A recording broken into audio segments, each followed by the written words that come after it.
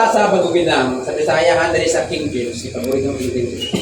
Apan pagtigom alang sa inyong kaugalingon, o mga bahandi sa langit. Sa daw, kung sa daw tigomon, ang bahandi. At tumatanaon sa kasi nga bahandi. Kaya ito ang mindset na literal, literal kwarta, sa pa, balay, sa pa, sakyanan. Unsa ba ang bahandi? Kinsa makapanan makakuan sa idea. Unsa ba ang ginaingon sa pagtigom mo bahandi sa langit? Diin walay gilalo mang iyang patre aninog ba? Unsa sa Bisaya or sa iyo na Bisaya diya? Walay anay. Aninog ba ang iyang lalo kayo? Diin walay aninog ba ni taya nga magadunot o diin ang mga kawatan mulungkab o mukawat. Umalingon sa Matthew 6:21, where your treasure is, your heart will be also. Asa pa, unsa pa yung bahandi ka nang ginagawa ni mo ba? Importante kayo sa imo ha. Ang cellphone, sa kung nasa cellphone, malimtan ka rin, ang cellphone mabilis, whatever nila ang bahandi, naadaw dito ang imong kasing-kasing. So, ang pumunta na, kinsa ba nga itong bahandi? Ako sa wala man tayo kuhan. Now, number 26 is, unsa dapat na itong makuha o may balaan?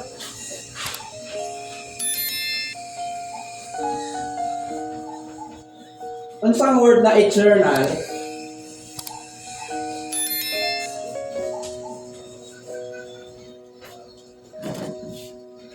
Ang word na value.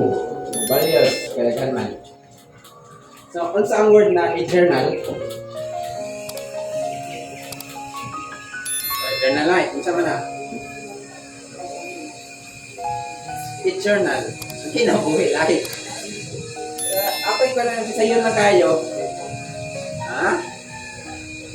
Ay niya? Walay katapusan. What about value? Values. Ang subject sa high school. Patasan naman.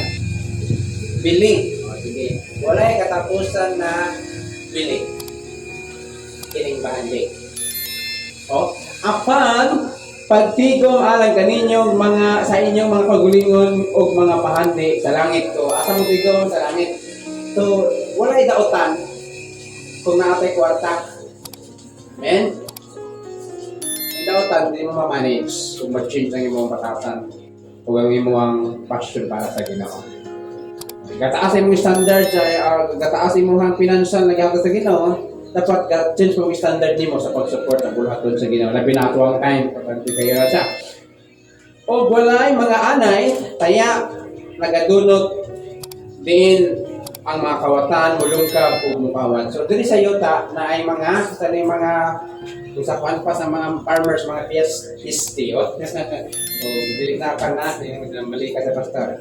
So mga kwansa sa mga palayan. Sa bahandi na ay hindi mo daot. Una is anay. Yung sa Ilonggo, kaon anay. Di ba? Anay.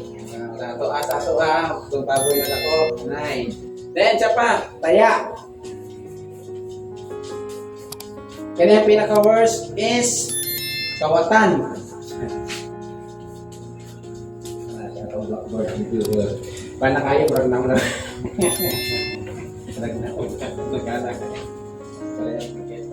So mao na sila ang mo-destroy sa imong bahandi diri sa yuta. Mga anay, taya o kamatan. Kano kini sa represent ni sa of people. Then kini sa represent ni sa mga giwisted nato na mga opportunity. Wala to gi-grab ang mga opportunity na gihatag sa Ginoo. So mahimo na siya masayang. Then unsa ang dapat nato na tagaan din nato og na atong mahibalaan kini mga butang na naay eternal values. Unsa ba ang naay eternal values? Wala katapusan nga pili. For example, na makaingon ta, treasure din ni. bahandi tayo ni. Sabi na ko, kuan lang, kanang andan lang nako. Sabi na ko, kanang amuan lang ng custom o kultura na mo kay Kristohanan ni. Ano sa ba? Ato ang pagka-process, hatag idea. Discall mo na kasi. Bilang Kristohanon, sa kinabuhat ni mo, bago matulog, pagampo. Ampo. Sa pangutahan na, ato maling na treasure.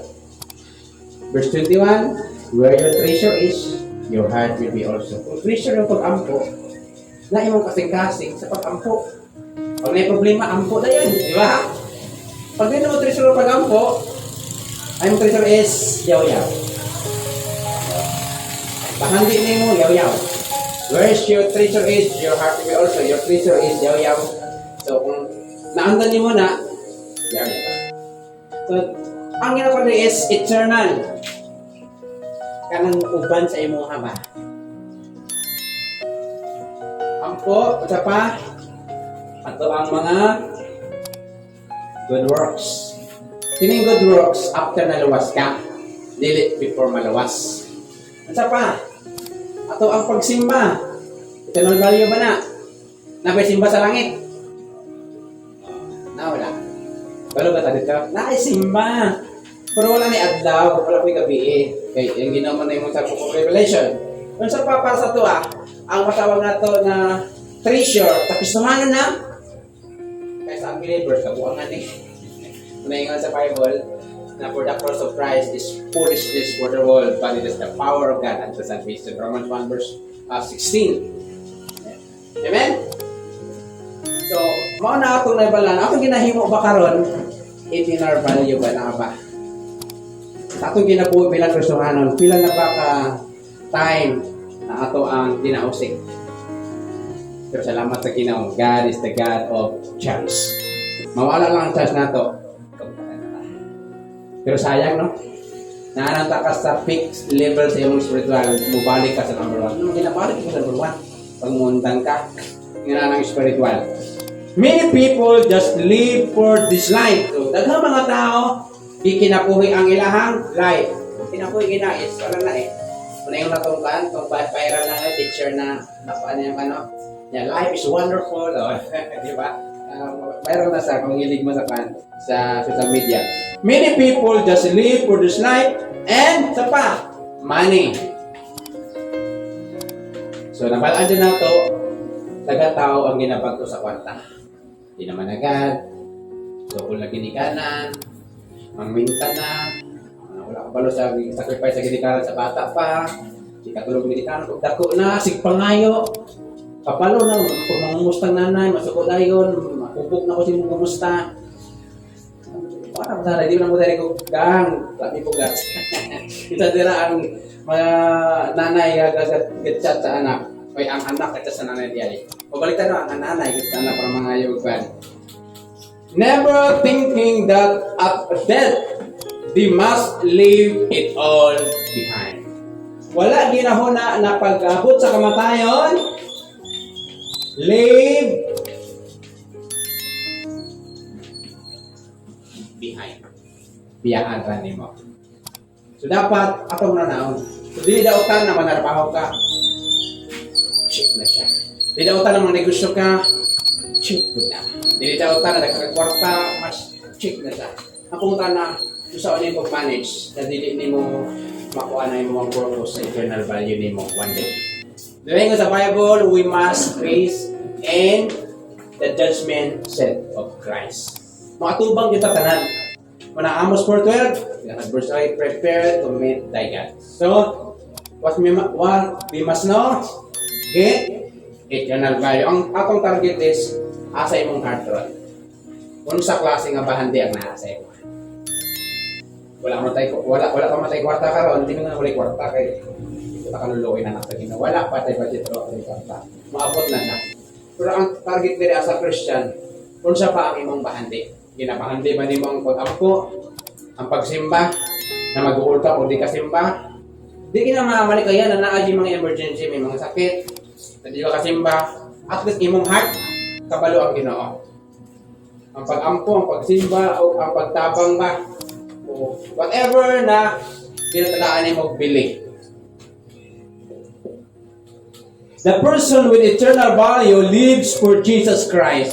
Ang tao daw na naka-eternal value, na-assign purpose, yung tumong para mahimaya ang Ginoo, winning people to Christ and laying on treasure up in heaven. So, ginawin niya ang tao, gina-invite niya para maduol sa Ginoo. Romans 14:12, so then every one of us shall give account to himself to God. Matag usa sa tuwa, maghatag usay. Yun sa nimo imong time, yun sa nimo imong talent, yun sa nimo imong treasure para sa Ginoo. Amen? Next, open your Bible and the book of Psalm 95 verse 6. Natulog pa bro sila. Salmo 95, 6.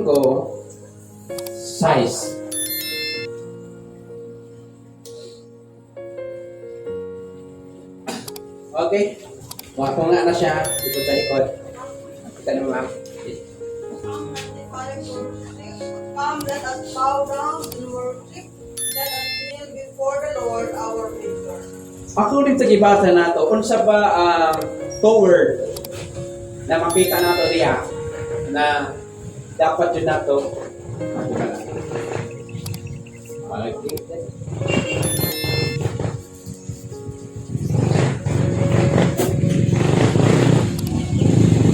Worship. Unsa ba ang word na worship? What is the difference between worship and praise? Okay? So first, define worship and what is praise. Para makita nato kasi simba o daiga. Words pa lang, no? So unsa pa na? Kinsa makahatag og small your own definition. Okay? Unsa pa ang word na worship para sa imo? Welcome. Okay. Ano na ma'am? YouTube na mga sila. Worship mo.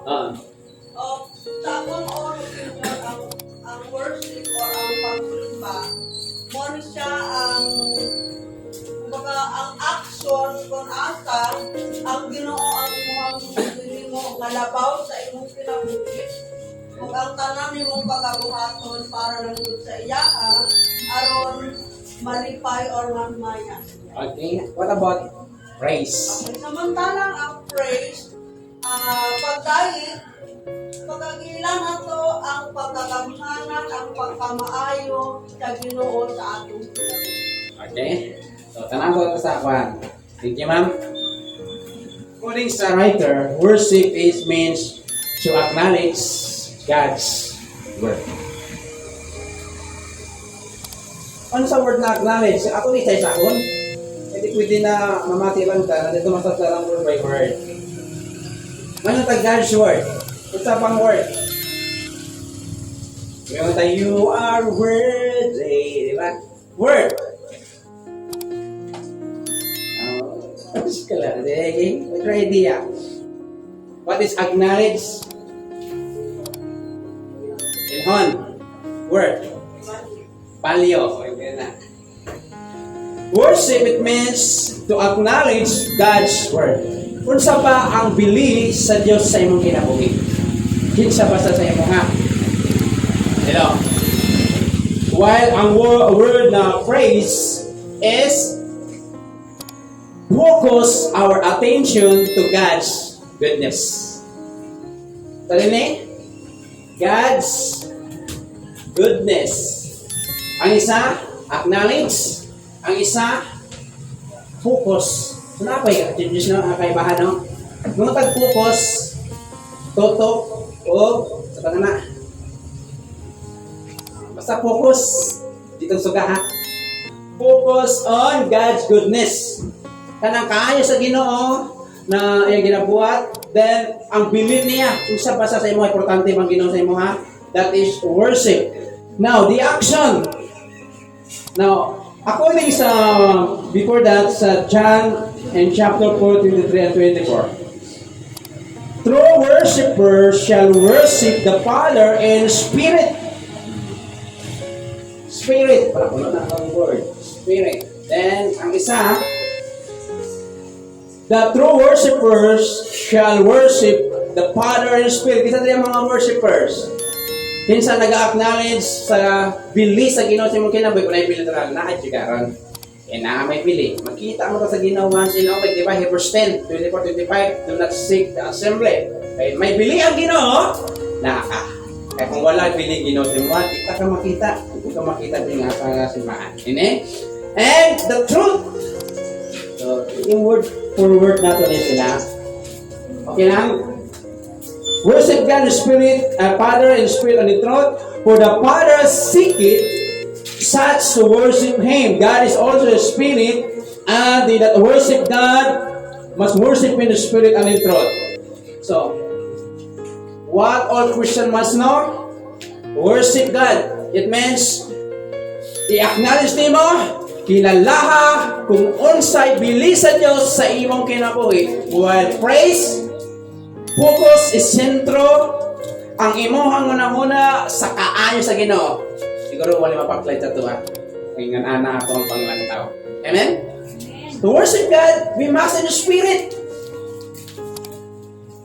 Dabi sa musik kanta o, medyo spirit to. It means, sana sa?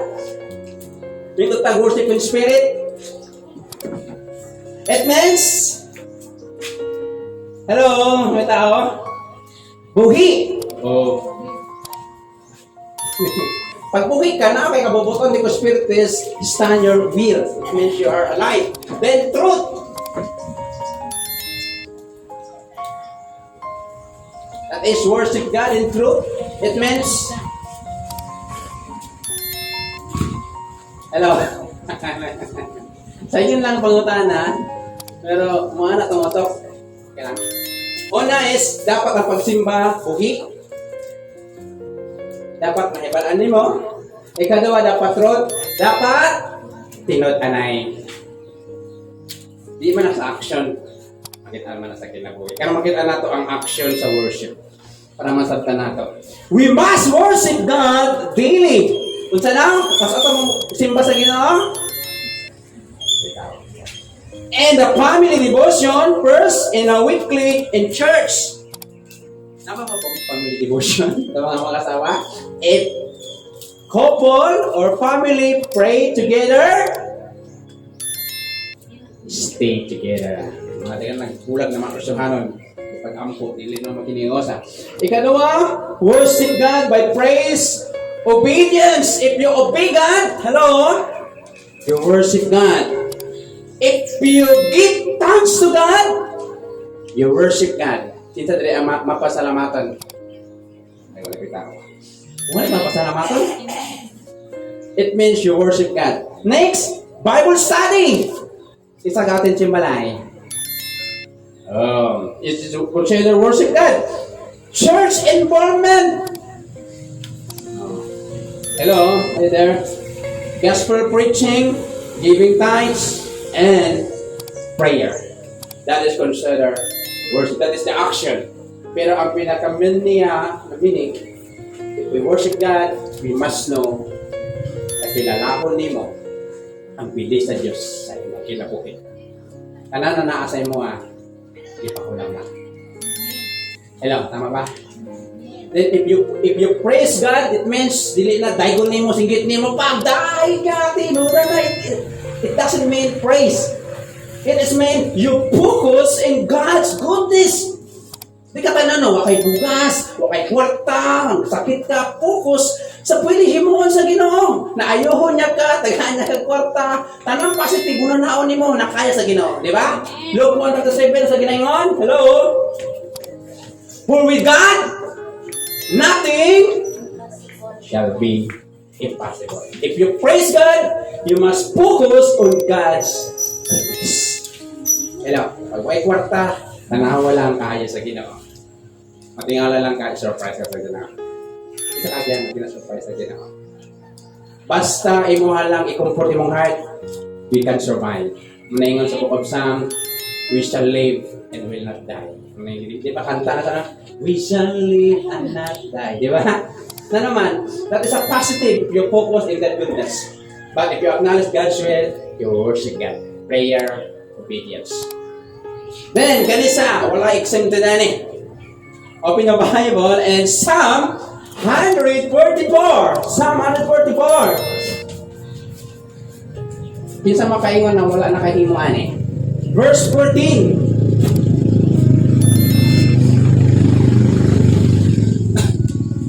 Okay, sa patang oras. Psalm 144 verse 14, please pakibasa.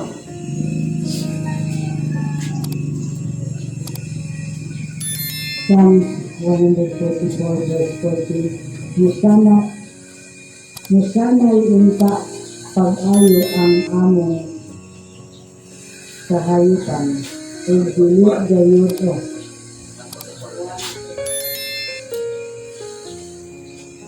o dili gayud 14. o dili gayud kakuhaan wala untay hilak sa kagulanan diha sa among kadalanan. Wala. There is ako that there is be no complaint in our street. Ito na kung para yan sa mga. Musana'y sa pag-ayo ang among kahayupan o dili gayud kakuhaan wala untay hilak sa kagulanan diha sa among kadalanan. Okay, ito pa man ang process nila. Sa 14, no cry of distress. Okay. Unsa ang ako nakita andira? We must know. Walay kagulanan. Kung mag-uol ka, ito ginagawa niya mo.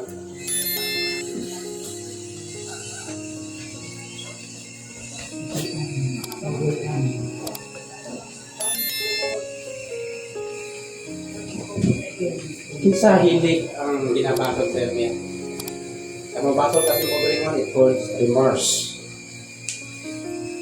Diba kay Judas, remorse ang bibigyan niya. Kung wala na ko itugyan ng tao matarong, di unta mamatay. He never repented but remorse. Blaming. Kinsa ang ginagakomplain sa maniyo eh. Reklamo ka kung Marx. Grabe ang init. Karoon na po, tanawa. Grabe mo yan. Ako kinabuhaw, how many times sa isa kadlaw makakomplain? Di mo kaya, no? Siyempre makaingon tara na wala ka complain. Di mong bana. Sa magagangoy, kaya nung muting blood kape. Kaya nung maglungan.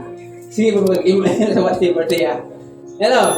O sa mga bana ko sa asawa, sa mga sige pagmaritis. Asa man ka? Don't be complain. Often, the more that people have, the more they complain. Ano sa bani ang ato ang pagsabot? Often daw, the more that people have, the more they complain.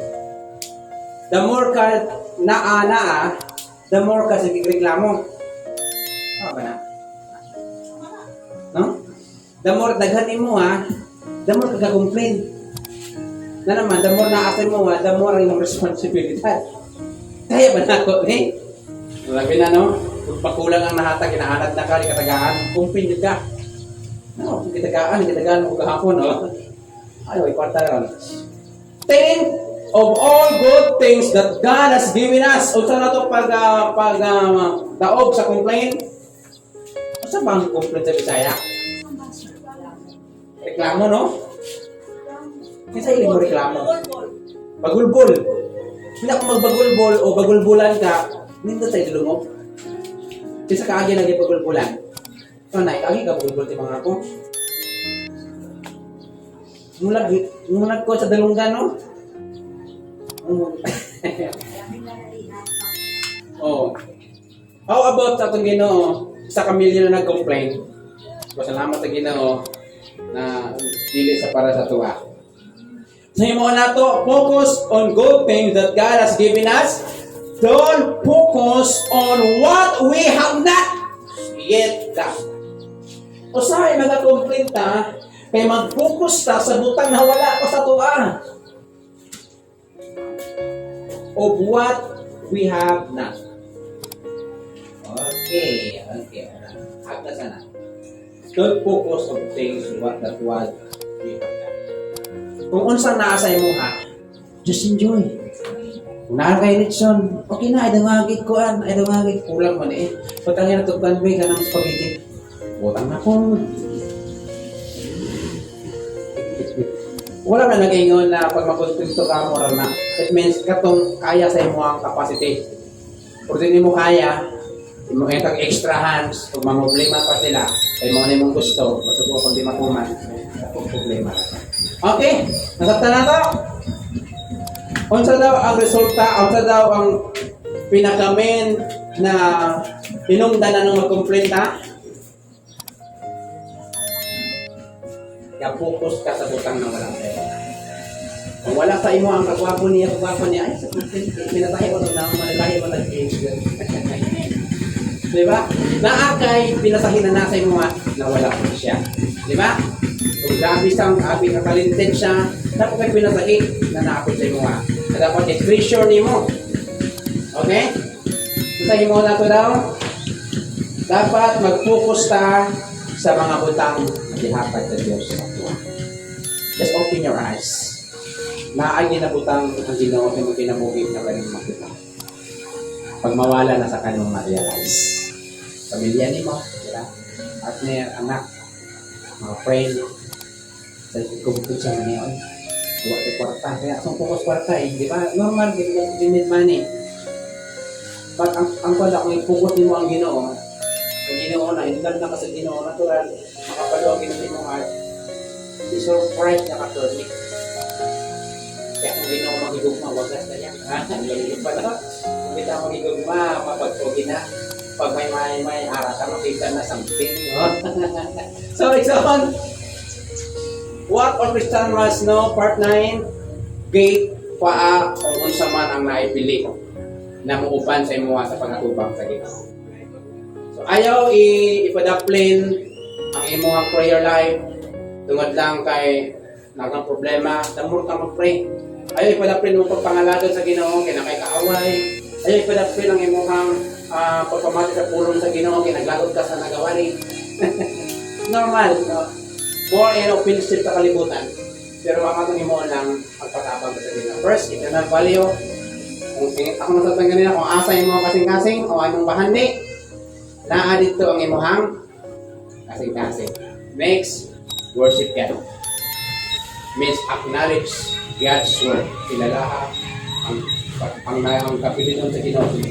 And last, doon, the more you speak, the more you see. Ngayon sa Proverbs, may balaan daw ang wise person if he or she silence. Hello? Any question? Nabatay na tunan? Nabatay na experiensyahan? Nuwayan nagapamati ka? Nabatay gusto laruhon niya kung sa panang kuhaan mo ng bato sa panang ikaw rin magkasabot, anak. Dari nga side. Okay na mo? Wala problema. Okay? O kanang naay gusto idugang gamay. 1 minute. Tugod kay na-bless siya sa mensahe. Dili tugod kay grabe sa ma-complain. Tugod kay na kasi nakuha ng idea. The more you complain, the more you worry. And the more you depress. Then, the more you discourage. The more you silent, the more you stronger. Tungod kay you allow God to walk in your life. Ma'am?